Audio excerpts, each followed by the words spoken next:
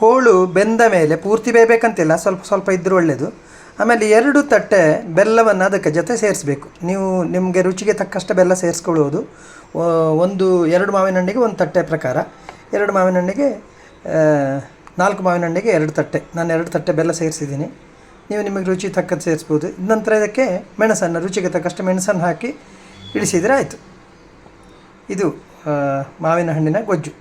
ಇದಕ್ಕಿನ್ನು ಒಂದು ಒಗ್ಗರಣೆಗೆ ಸಾಸಿವೆ ಹಾಗೂ